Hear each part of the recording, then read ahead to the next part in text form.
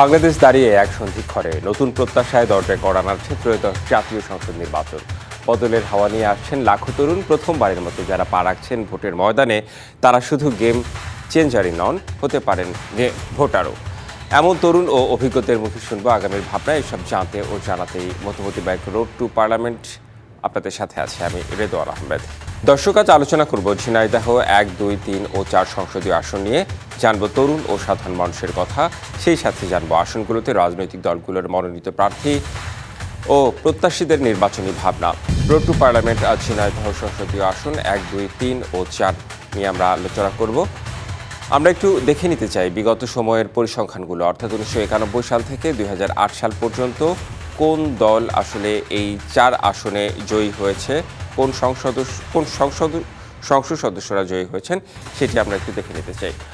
শুরুতেই ঝিনাইদহ 1 নির্বাচনী বছর 1991, সংসদীয় আসন 81। ধানের শীষ প্রতীকে বিএনপি অর্থাৎ আব্দুল ওহাব 63,663 মোট প্রাপ্ত ভোট এবং তার নিকটতম প্রতিদ্বন্দ্বী মোহাম্মদ কামরুজ্জামান, উনি পেয়েছেন 46,029 ভোট তার প্রাপ্ত ভোট। আমরা দেখে নিতে চাই, আমরা ঝিনাইদহ একই আমরা দেখছি, অর্থাৎ আব্দুল ওহাব 75,105 বিএনপি থেকে এবং মোহাম্মদ কামরুজ্জামান 68,514 আওয়ামী লীগ থেকে। আমরা আসলে অনেক সময় অনেক বেশি ভোটের ব্যবধান দেখি, আবার অনেক সময় দেখি যে খুব হাড্ডাহাড্ডি প্রতিদ্বন্দ্বিতা হয়েছে। এবার একটু ঝিনাইদহ 2 আসন আমরা দেখে আসতে চাই। ঝিনাইদহ 2 আসনে আসলে কি অবস্থা? আচ্ছা, ঝিনাইদহ 1 আসনে আব্দুল হাই 92,652 আওয়ামী লীগ নৌকা প্রতীকে পেয়েছে এবং আব্দুল ওহাব 92,306 ধানের শীষে বিএনপি থেকে পেয়েছে। এখানে খুব হাড্ডাহাড্ডি লড়াই হয়েছে আমরা দেখতে পাচ্ছি 2001 সালে। এবার পরবর্তী নির্বাচনী বছর 2008-এ একটু যেতে চাই। ঝিনাইদহ 1-এ প্রাপ্ত ভোট 1,09,050 আব্দুল হাই নৌকা প্রতীকে। 2008-এর নৌকা বেশ ভালো মানে ব্যবধানে জিতেছে এবং আব্দুল ওহাব 85,899 বিএনপি থেকে ধানের শীষে। আমরা 2008 সাল দেখলাম, এবার ঝিনাইদহ 2 আসন দেখে নিতে চাই। নির্বাচনী বছর 1991, ঝিনাইদহ 2 প্রাপ্ত ভোট 76,001 মশিউর রহমান বিএনপি এবং তার নিকটতম প্রতিদ্বন্দ্বী 37,923 মতিউর রহমান আওয়ামী লীগ থেকে ঝিনাইদহ 2 আসনে। এবং পরবর্তী নির্বাচনী বছর 1996, মোট প্রাপ্ত ভোট 83,967 মশিউর রহমান বিএনপি থেকে এবং তার নিকটতম প্রতিদ্বন্দ্বী 69,353 নৌকা প্রতীক থেকে। আমরা একটু পরবর্তী নির্বাচনী বছর 2001-এ যেতে চাই। মশিউর রহমান 1,44,951 বিএনপি থেকে এবং তার নিকটতম প্রতিদ্বন্দ্বী নুরিয়া আলম সিদ্দিকী, উনি পেয়েছেন 1,17,706 নৌকা প্রতীক থেকে। আমরা একটু নির্বাচনী বছর 2008 ঘুরে আসতে চাই, অর্থাৎ আমরা দেখতে পাচ্ছি ঝিনাইদহ 2 আসনে শফিকুল ইসলাম নৌকা প্রতীকে 2008-এ 1,61,062 ভোট পেয়েছে এবং নিকটতম প্রতিদ্বন্দ্বী 1,46,736 ভোট পেয়েছে বিএনপি থেকে ধানের শীষ প্রতীকে। আমরা ঝিনাইদহ 2 আসন দেখলাম, এবার একটু পরবর্তী আসনে যেতে চাই। ঝিনাইদহ 3 আসনে কি অবস্থা? নির্বাচনী বছর 1991, ঝিনাইদহ 3 সংসদীয় আসন 83 শহীদুল ইসলাম 61,391 বিএনপি থেকে পেয়েছে এবং তার নিকটতম প্রতিদ্বন্দ্বী জামায়াতে ইসলামী আমরা দেখতে পেলাম এবার দাঁড়িপাল্লা প্রতীকে পেয়েছে 44,861। এখানে ভোটের ব্যবধানটা খুব একটা বেশি না হলে মোটামুটি ভালো ব্যবধান বলা যায়। আমরা ঝিনাইদহ 3-এর 1996-এর একটু নির্বাচনী বছরটি দেখতে চাই। শহীদুল ইসলাম 65,725 ভোট পেয়ে ধানের শীষ প্রতীকে বিজয়ী হয়েছেন এবং তার নিকটতম প্রতিদ্বন্দ্বী 56,468 ভোট পেয়ে জামায়াতে ইসলামী অর্থাৎ SM মোজাম্মেল দাঁড়িপাল্লা প্রতীক থেকে বিজয়ী হয়েছে। আমরা ঝিনাইদহ 3 আসনে একটু দেখতে চাই। নির্বাচনী বছর 2001-এ শহীদুল ইসলাম 1,27,023 ভোট বিএনপি থেকে অর্থাৎ ধানের শীষ মার্কা থেকে সাজ্জাতুল জুম্মা 84,289 আওয়ামী লীগ অর্থাৎ নৌকা প্রতীকে। আমরা 2001-এরটা তো দেখেই নিলাম, 2008-এরটা একটু দেখে নিতে চাই। নির্বাচনী বছর 2008-এর নির্বাচনী বছর ঝিনাইদহ 3-এ আমরা যদি দেখি, শফিকুল আজম খান 1,18,361 ভোট পেয়ে আওয়ামী লীগ থেকে জয়ী হয়েছে এবং মতিয়ার রহমান 81,339 ভোট পেয়ে দাঁড়িপাল্লা থেকে উনি নিকটতম প্রতিদ্বন্দ্বী হয়েছেন। আমরা 2008 সালে সবসময় দেখছি যে আসলে আওয়ামী লীগ বিপুল ভোটে জয়ী হয়েছে, কিন্তু অন্যান্য বছরগুলোতে আসলে সেভাবে আওয়ামী লীগ আসলে জয়ী হয়নি। নির্বাচন এবছর 1991 সাল, ঝিনাইদহ 4, শহীদুজ্জামান বেল্টু 41,971 বিএনপি থেকে, আর শাহ মোহাম্মদ জাহাঙ্গীর 31,553 আওয়ামী লীগ থেকে নৌকা প্রতীকে নিকটতম প্রতিদ্বন্দ্বী ছিলেন। ঝিনাইদহ 4-এর আমরা একটু নির্বাচনী বছর 1996 দেখতে চাই। শহীদুজ্জামান বেল্টু বিএনপি থেকে ধানের শীষ প্রতীকে এবং আব্দুল মান্নান 49,605 প্রাপ্ত ভোট নৌকা থেকে উনি পেয়েছেন। হাড্ডাহাড্ডি লড়াই ঠিক বলবো না, তবে বেশ কিছু ব্যবধান রয়েছে ভোটের। নির্বাচনী বছর 2001, ঝিনাইদহ 4, শহীদুজ্জামান বেল্টু 95,991 বিএনপি থেকে এবং আব্দুল মান্নান 74,458 মোট প্রাপ্ত ভোট আওয়ামী লীগ থেকে। এখানে বেশ ভোটের একটি ব্যবধান লক্ষ্য করা যাচ্ছে। এটি 2001 সালে। আমরা একটু পরবর্তী নির্বাচনী বছর যেতে চাই। ঝিনাইদহ 4, নির্বাচনী বছর 2008, সংসদীয় আসন 84, আব্দুল মান্নান 1,05,852 আওয়ামী লীগ অর্থাৎ নৌকা প্রতীক থেকে এবং শহীদুজ্জামান বেল্টু 1,01,175 ভোট পেয়েছে ধানের শীষ প্রতীক থেকে। বেশ হাড্ডাহাড্ডি লড়াই হয়েছে এখানে। দেখা যায় যে নির্বাচনী বছর 2008 এবং ঝিনাইদহ 4-এ। ঝিনাইদহ 4-এ মোট 4টি আসন রয়েছে। 4টি আসন নিয়ে আসলে আমরা কথা বললাম।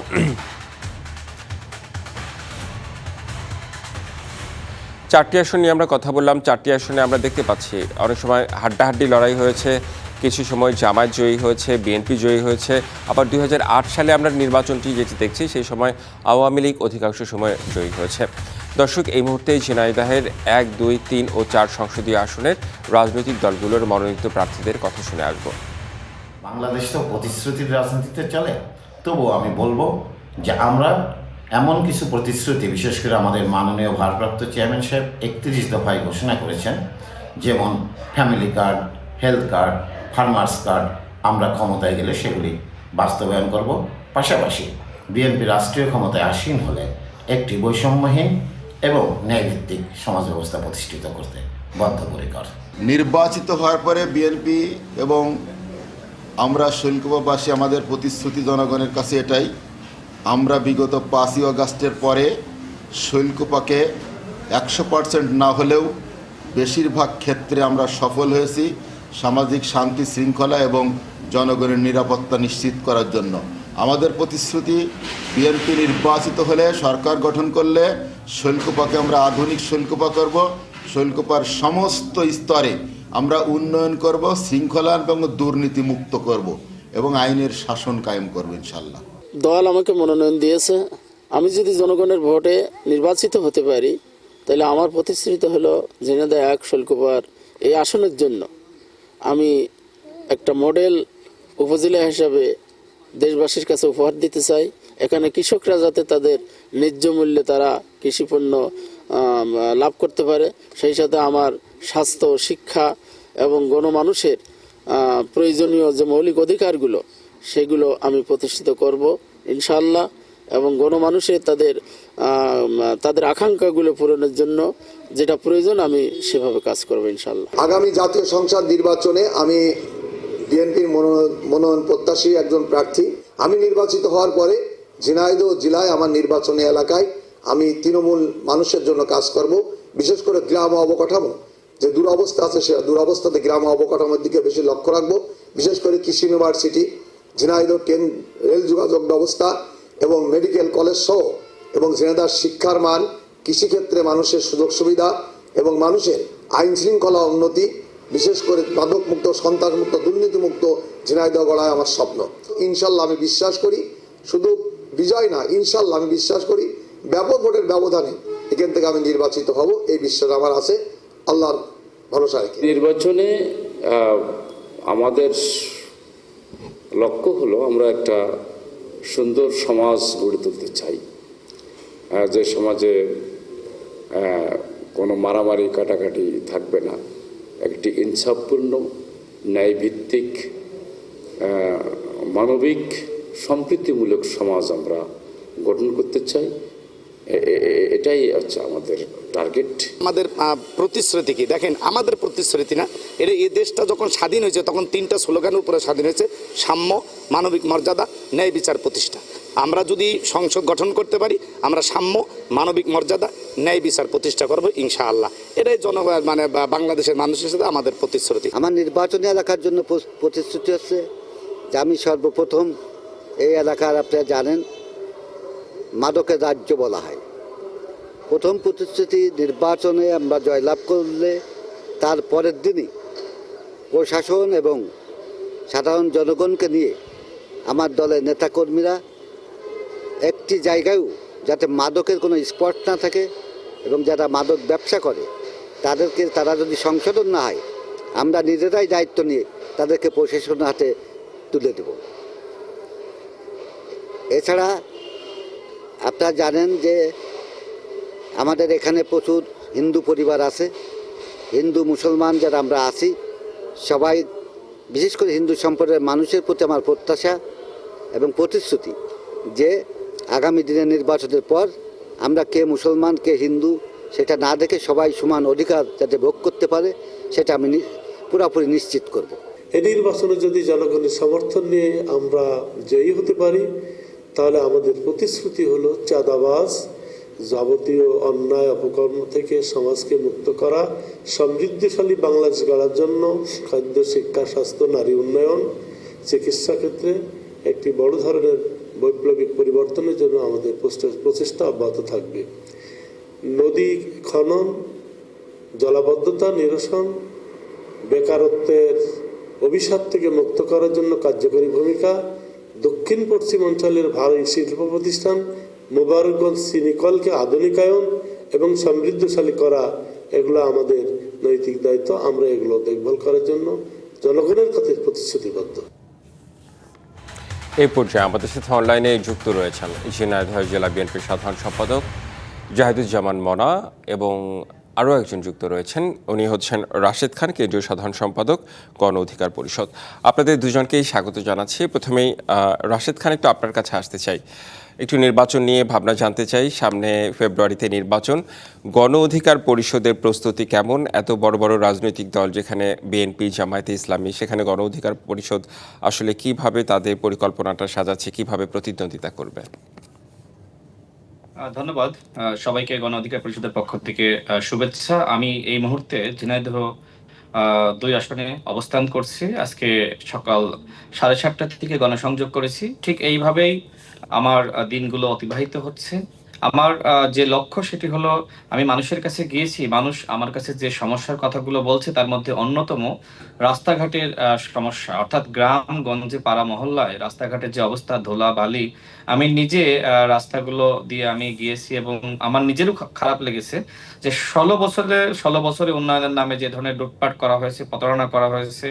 এবং মানুষের আরো যে প্রত্যাশা সেটি হলো যে স্বাস্থ্যের উন্নয়ন, স্বাস্থ্য ব্যবস্থার উন্নয়ন, চিকিৎসা, শিক্ষা ব্যবস্থার উন্নয়ন, এছাড়া কৃষির উন্নয়ন। দেখেন এই মুহূর্তে কৃষকরা, তারা আমাকে যেটি জানিয়েছে যে সার এবং বীজের দাম, এগুলো আসলে সিন্ডিকেট করে এই দামগুলো বাড়ানো হচ্ছে। এমনকি টাকা থাকলেও সার এবং বীজ পাওয়া যাচ্ছে না, সেই কথাগুলো কিন্তু ঝিনাইদহ 2 আসনের মানুষ আমাকে জানিয়েছে। এবং এখানে আরেকটি বড় প্রবলেম, সেটি হলো যারা দামি নির্বাচন করেছে, আওয়ামী লীগের পদ পদবিতে ছিল, তারা বিভিন্ন দলকে, বিভিন্ন দলের নেতাদেরকে টাকা পয়সা দিয়ে এক প্রকার কিনে ফেলার চেষ্টা করে, যে কারণে যেটি হচ্ছে যে এইখানে আসলে ওই ধরনের গণমানুষের যে রাজনীতি, সেই রাজনীতি কিন্তু মানুষ করতে পারছে না। বিশেষ করে আমার ভোট আমি দিব, যাকে খুশি তাকে দিব, সেই ব্যবস্থা কিন্তু অনেকটা নাই। এর আগে যেটি হয়েছে, আওয়ামী লীগের সময় আওয়ামী লীগের যারা দামি প্রার্থী ছিল, যারা দলীয় প্রার্থী ছিল, তারা মানুষকে 2 কেজি মাংস, 10 কেজি চাল, কাউকে বা 1000 টাকা, এই যে টাকা পয়সার রাজনীতি, কালো টাকার রাজনীতি, পেশি শক্তির রাজনীতি, এটা কিন্তু আমাদের 2 আসনে ব্যাপকভাবে রয়েছে। তো সেই জায়গা থেকে আমার মতন একজন তরুণ প্রার্থীর জন্য খুবই চ্যালেঞ্জিং। আমি মানুষের কাছে যাচ্ছি, পথসভা করছি, মানুষকে বুঝাচ্ছি, বিশেষ করে এই যে কালো টাকা এবং পেশি শক্তির রাজনীতি, এই রাজনীতির বিরুদ্ধে কিন্তু বলা যায় যে গণ অধিকার পরিষদের প্রার্থী হিসেবে আমাকে এককভাবেই সংগ্রাম করতে হচ্ছে। এখানে অন্যান্য দল যারা রয়েছে, আমি তাদের নাম বলবো না, তারা কেউ কিন্তু ওই কালো টাকা এবং পেশি শক্তির রাজনীতি প্লাস যারা আসলে আওয়ামী লীগের ফ্যাসিবাদের দশর ছিল, তাদের বিরুদ্ধে কিন্তু কথা বলছে না। সে জায়গায় আমার সংগ্রামটা আসলে মনে হয় এককভাবেই করতে হচ্ছে। তারপরেও আমি সাধারণ মানুষের, বিশেষ করে তরুণ সমাজের, শিক্ষিত সমাজের, কৃষক, শ্রমিক সমাজের অনেক বেশি ভালোবাসা পাচ্ছি।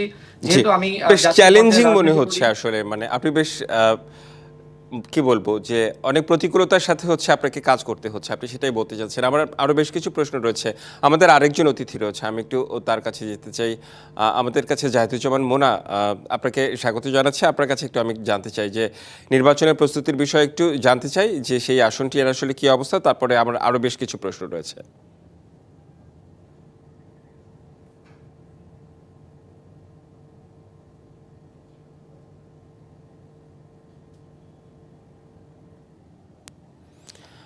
দুঃখিত, সংযোগটি এই মুহূর্তে বিচ্ছিন্ন হয়ে গিয়েছে। রাশেদ খান, আবারও আপনার কাছে ফিরে আসতে চাই। আপনি তো আপনার আসনের কথা বলছিলেন এবং বিভিন্ন রকম চ্যালেঞ্জের কথা বলছিলেন।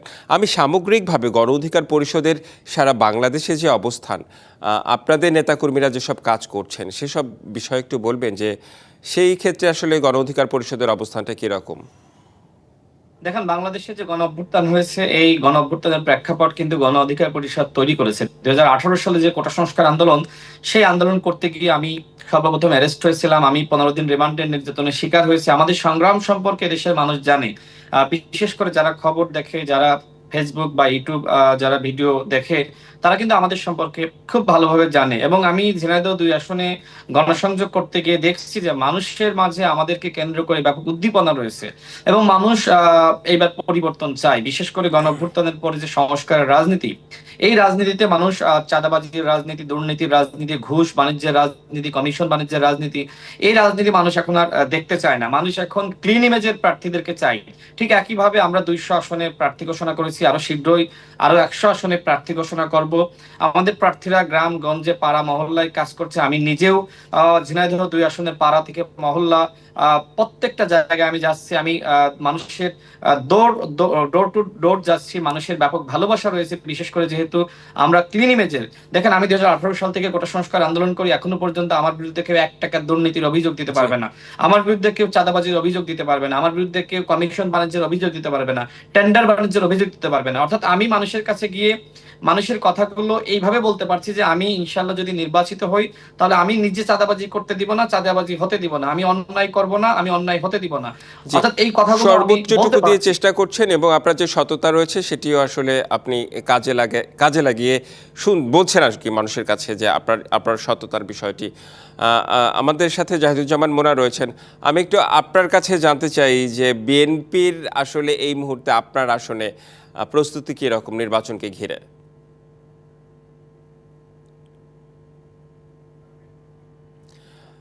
জাহিদুজ্জামান মোনা, আপনি যদি আমার কথা শুনে থাকেন তাহলে একটু আপনার ফোন যদি মিউট করা থাকে তাহলে সেটি একটু আনমিউট করতে হবে।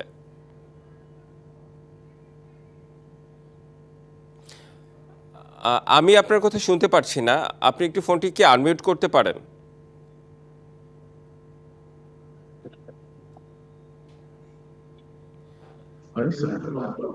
জি জি জি, আমার প্রশ্নটি কি আপনি শুনতে পেরেছেন? আমি একটু আবারও প্রশ্নটি করতে চাই যে আরেকবার একটু রিপিট করেন। জি নিশ্চয়ই। আপনার ওই আসনটিতে আসলে বিএনপির কি অবস্থা? জামায়াত ইসলামী আছে, অন্যান্য রাজনৈতিক দল আছে, বিএনপি আসলে কিভাবে প্রতিদ্বন্দ্বিতা করবে, আপনাদের প্রস্তুতি কিরকম?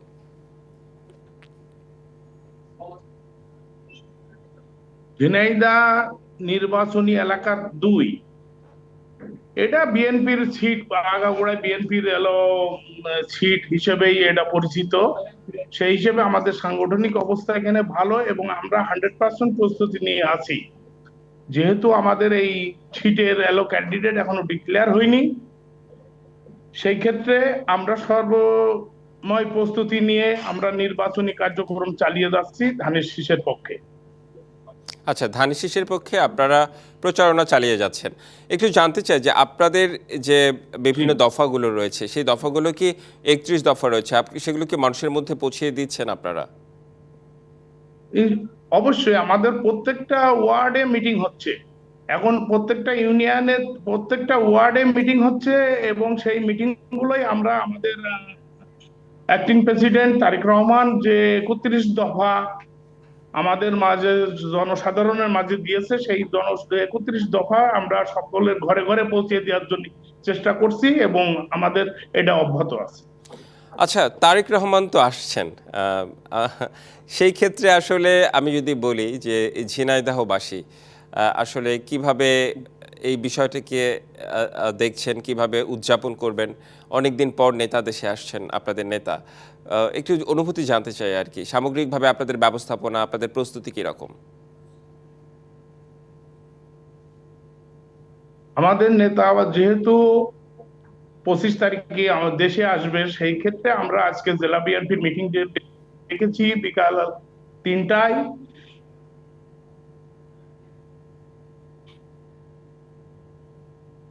আহ, সংযোগটি বিচ্ছিন্ন হয়ে গিয়েছে। আমরা রাশেদ খানে আবার একটু আপনার কাছে আসতে চাই। রাশেদ খান, আপনার কাছে আমার কাছে শেষ প্রশ্ন, সেটি হলো যে আপনারা জোটবদ্ধভাবে নির্বাচনে আসবেন নাকি হচ্ছে এককভাবে গণ অধিকার পরিষদ সারা দেশে প্রার্থী দেবে?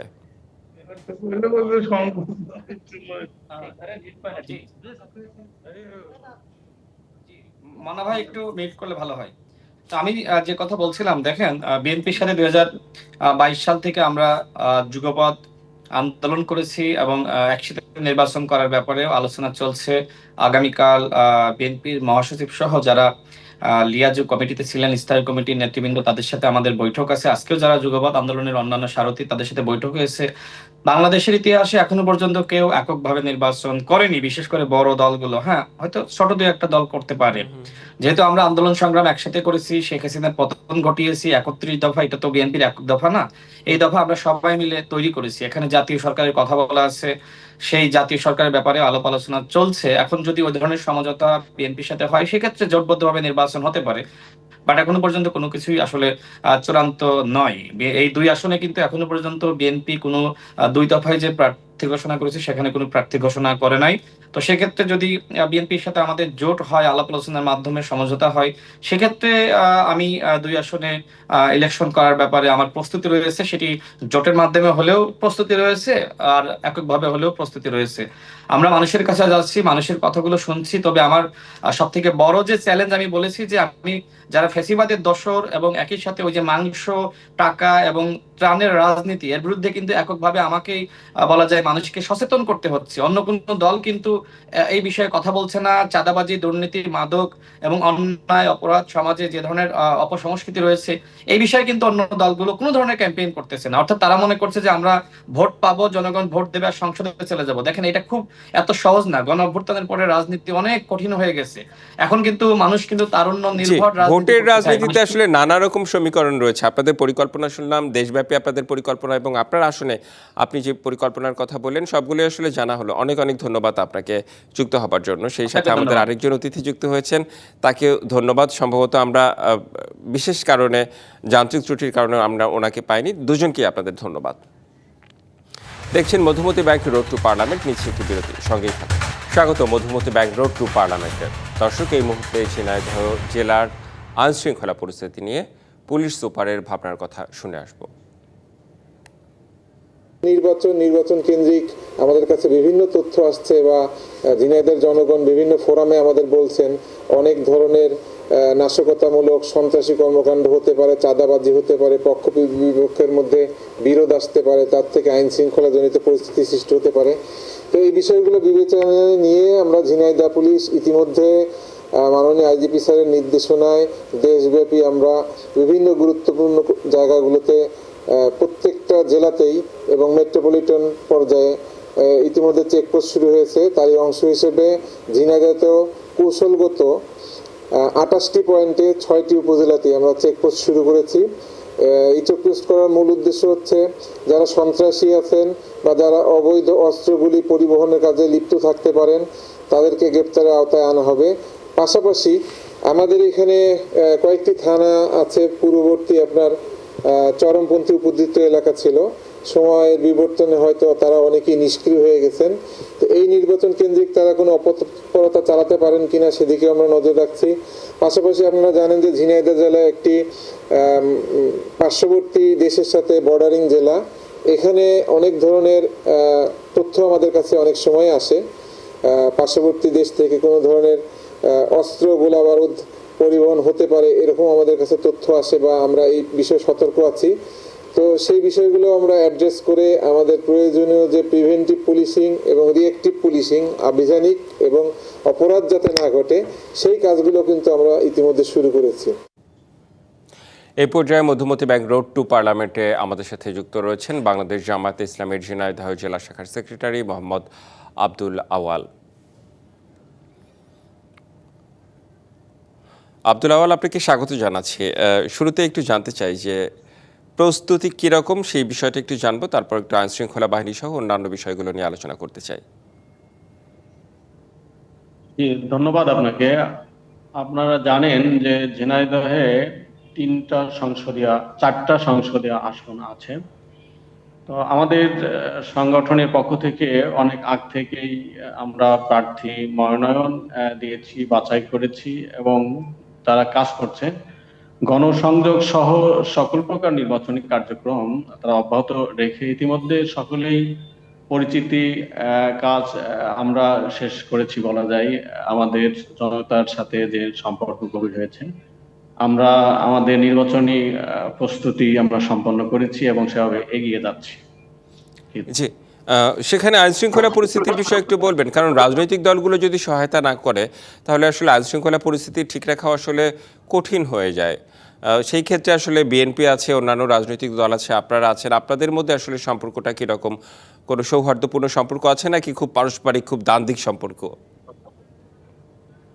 আমরা এটা মনে করছি না যে আমাদের মধ্যে দ্বান্দ্বিক কোনো সম্পর্ক আছে। আমরা পারস্পরিক সৌহার্দ্যপূর্ণ পরিবেশ আমাদের এখনো আছে। ঝিনাইদহ জেলায় মানে বলা যায় যে উল্লেখযোগ্যভাবেই আমাদের শান্ত পরিবেশ এখনো পর্যন্ত আছে। আমরা আশা করি নির্বাচন অবধি ভালো পরিবেশ থাকবে। আইন শৃঙ্খলা বাহিনীও তৎপর আছে, তাদের সাথে প্রশাসনের সাথে আমাদের গভীর সম্পর্ক আছে, কথাবার্তা হচ্ছে। আমরা পারস্পরিক সহযোগিতার মাধ্যমে ঝিনাইদহের আইন শৃঙ্খলা পরিবেশ পরিস্থিতি সবকিছু স্থিতিশীল রাখার চেষ্টা করছি এবং থাকবে ইনশাআল্লাহ। আচ্ছা, অতীতে লক্ষ্য করেছি যে আপনাদের আসনগুলোতে বিএনপি কিংবা অন্যান্য রাজনৈতিক দলগুলোর সাথে যে প্রতিযোগিতামূলক যে বিষয়টি, সেই বিষয়টি আপনাদের মধ্যে ছিল না, প্রতিদ্বন্দ্বিতা করার যে বিষয়টি। এবারে আসলে কেমন আপনাদের সামগ্রিক চিন্তা চেতনা ভাবনা কিভাবে দেখছেন? না, প্রতিযোগিতা তো থাকবে, এটা আমরা এর পূর্বে এভাবে তো নির্বাচন হয়নি, ঐক্যবদ্ধভাবে আমরা নির্বাচন করেছি। এবারে হয়তো আমাদের দলীয়ভাবে নির্বাচন হবে, এজন্য আমরা ওইভাবে দেখছি না। আমরা প্রতিযোগিতা থাকবে, প্রতিদ্বন্দ্বিতা থাকবে, কিন্তু সেটা যে সাংঘর্ষিক ব্যাপারে রূপ নেবে আমরা এটা আশা করি না এবং এটা আমরা মনে করছি না। পরিবেশ ভালো থাকবে বলে আমরা আশা করি। জি, আপনাকে অনেক অনেক ধন্যবাদ যুক্ত হবার জন্য।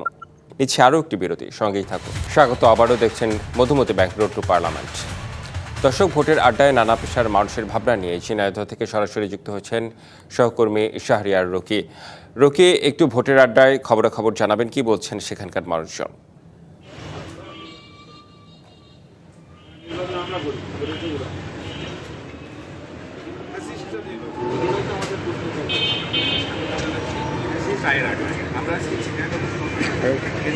চায়ের দোকানে আমাদের সাথে আছেন সুশীল সমাজের প্রতিনিধি, সাংস্কৃতিক ব্যক্তিত্ব, সাংবাদিক, বৈষম্য বিরোধী ছাত্র আন্দোলনের নেতা।